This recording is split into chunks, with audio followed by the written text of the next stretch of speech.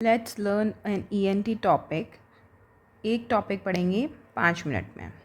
तो first topic ENT का है जिसमें अपन कुछ आईलिड्स रिलेटेड डिसऑर्डर्स या डिजीज़ेस को पढ़ेंगे। सबसे पहली डिजीज़ है बेलफेराइटिस। बेलफेरा का मतलब ही आईलिड होता है and itis means the inflammation और द इन्फेक्शन। जब आईलिड में इन्फेक्शन हो दैट इज़ नोन एज बेलफेराइटिस, या फिर सब एक्यूट एक्यूट क्रॉनिक इन्फ्लेमेशन जो भी आईलिड मार्जिन को इन्फेक्ट करे दैट इज़ नोन एज बेलफेराइटिस। अगर इसके टाइप देखें तो first come is the anterior, second is posterior, third is mix.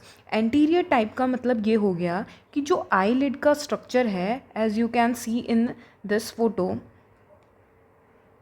जो आईलिड का स्ट्रक्चर है उसके अंदर आगे की पोर्शन अगर इन्फेक्ट हुआ तो वो एंटीरियर में आएगा, या आई लैशेस या फिर जाइज ग्लैंड इन्फेक्ट होती है। जैसे बैक्टीरियल इन्फेक्शन होता है, अगर एक टाइप को देखा जाए तो ये बैक्टीरियल इन्फेक्शन या सिबोरिक टाइप का बेलफेराइटिस है। इसके अंदर स्टेफाइलोकोकस बैक्टीरिया का इन्फेक्शन हो जाए, और सिबोरिक टाइप के अंदर क्या होता है, जो ये जाइज ग्लैंड होती है इसमें अगर इन्फेक्शन हो जाए जो कि ऑयल सिक्रेशन एंड लुब्रिकेशन के लिए रिस्पॉन्सिबल होती है, तो आई लैशेस को लुब्रिकेशन मिलता रहता है। इस वजह से तो ये आ गए आपके पोर्शन एंटीरियर में। Second is posterior type. Posterior type में क्या होता है, जो ये मिबोबियन ग्लैंड है, this posterior part of this eye lashes, जो मिबोबियन ग्लैंड है वो इन्फेक्ट हो जाए, इन्फ्लेम्ड हो जाए, डिसफंक्शन हो जाए, उस वजह से क्या होगा, अगर इसका जो ऑयल सिक्रेशन है वो कम हुआ तो जो टीयर है वो जल्दी इवेपोरेट होगा। वो इवेपोरेट होएगा तो अगर टीयर जल्दी इवेपोरेट होता है, tear evaporation increases, then what will happen, the thing will happen is dry eye. तो ड्राई आई की दिक्कत हो जाएगी। एंड मिक्स में आपको एंटीरियर पोस्टीरियर दोनों मिलेंगे। सबसे फर्स्ट अपन बैक्टीरियल या फिर स्टेफाइलोकोकस बेलफेराइटिस को डिस्कस करते हैं, जिसमें anterior part of the eyelid effect होएगा, यहाँ इरिटेशन या डिस्कम्फर्ट मिलेगी। जनरली ये आपको चाइल्डहुड के अंदर देखने को मिलता है, जाके आंखों की जो ये जैसे आई है, ये आई लैशेज हैं, यहाँ पे जो आईलिड की मार्जिन होती है यहाँ पे आपको white debris and dandruff type, eye dandruff भी बोलते हैं बेलफेराइटिस को, वो आपको देखने को मिलेगा। सिबोरिक बेलफेराइटिस के अंदर जो सिबेशियस ग्लैंड है, which one the Zeis gland is infected, और इसके अंदर आपको अगर ये लुब्रिकेशन ही नहीं देगा आई लैशेस को, then what will happen, the fall of the eye lashes will be seen. Posterior blepharitis को अगर आप देखें तो मिबोबियन ग्लैंड जो कि सिक्रेशन कर रहा था, ताकि क्या हो रहा था, जो टीयर फिल्म थी वो बनी रहे, अगर वो कम या डिस्फ्लेम या इन्फ्लेम्ड हो जाएगा या डिसफंक्शन हो जाएगा तो इवेपोरेट जल्दी होना और ड्राई आई का होना इज दिस। नेक्स्ट आता है मिक्स, जिसमें आपको एंटीरियर पोस्टीरियर दोनों के सिम्टम्स देखने को मिलेंगे। अब आता है आपको बेलफेराइटिस के अंदर साइंस एंड सिम्टम्स क्या मिलते हैं। सबसे पहले अपन ने बात की थी कि ये आई लैशेज हैं, ये आईलिड है, यहाँ पे लाल हो जाएगा और वाइट कलर का डेंड्रफ इस तरीके से डिपॉजिट होता हुआ मिलेगा। तो yellow and white cast, burning, dryness, photophobia, उसको लाइट पड़ती होगी तो उसका आंखों में दिक्कत होगी, छोटे छोटे या अल्सर फॉर्म कर जाएंगे अगर ये लॉन्ग टाइम क्रॉनिक इन्फ्लामेशन रहा तो। और मॉर्निंग में ये कंडीशन आपको बहुत वर्स मिलेगी, बहुत इसी आंखें एकदम से चिपी सी ये हो जाएगी। फिर अगर आप इसके ट्रीटमेंट की बात करो तो बेलफेराइटिस के अंदर लिड का हाइजीन मेंटेन करना पड़ता है, या तो आप उसकी क्लीनिंग अच्छे से करिए, या स्क्रब जाते हैं उसको लगा के स्क्रबिंग या बेबी शैम्पू से स्क्रबिंग की जाती है। हॉट कंप्रेशन भी आप कर सकते हो, 10-15 मिनट का आप इसको हॉट कंप्रेशन दीजिए।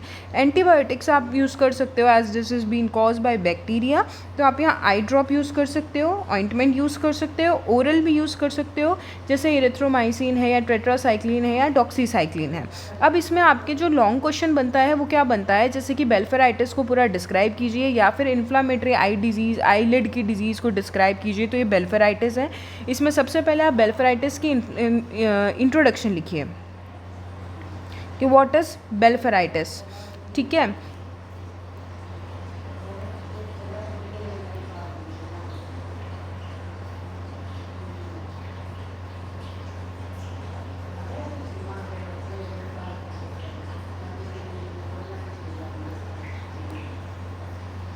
नेक्स्ट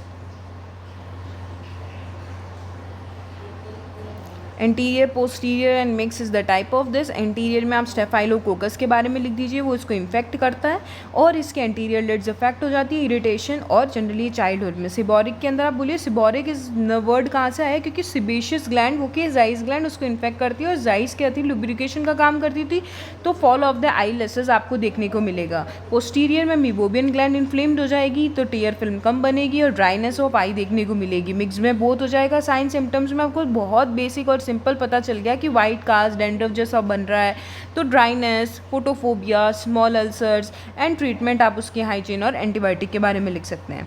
शॉर्ट आंसर या एमसीक्यूज़ में आपसे क्या पूछा जाता है, बेल्फेराइटिस कौन सी डिज़, आईलैशेस की है, आईलिड्स की है, कॉर्निया की है या किसकी है, तो बेल्फेराइटिस बेल्फेर आईलिड है, तो आपका ऑप्शन उसमें से करेक्ट कीजिए। पोस्टीरियर अगर बेल्फेराइटिस पूछा जाता है, effect which gland, Zeis gland, meibomian gland, both gland, none of these, या आईलैशेस, या फिर और कोई ग्लैंड का नाम हो तो आप उसमें से टिक कीजिए कि इट मीन एमसीक्यू में आप मेबोबियन ग्लैंड आंसर जाएगा। सेम सिबोरिक ग्लैंड के लिए जाइस ग्लैंड आंसर जाएगा। और ये भी एमसीक्यू में पूछा जा सकता है कि मेबोबियन ग्लैंड या फिर जाइस ग्लैंड कौन सी जगह की ग्लैंड है, तो वो भी क्लियर हो गया आपको कि ये अपने आई से रिलेटेड ग्लैंड्स हैं। और हाँ, इनके ट्रीटमेंट, साइंस एंड सिम्टम्स को आपको ध्यान रखना है ताकि कोई भी एमसीक्यू या फिर शॉर्ट आंसर की साइंस एंड सिम्टम्स को बताइए तो डायरेक्ट आंसर, या फिर ट्रीटमेंट रिलेटेड ऑफ द बेल्फेराइटिस तो शॉर्ट आंसर में आप इसको लिख सकते हैं। Thank you.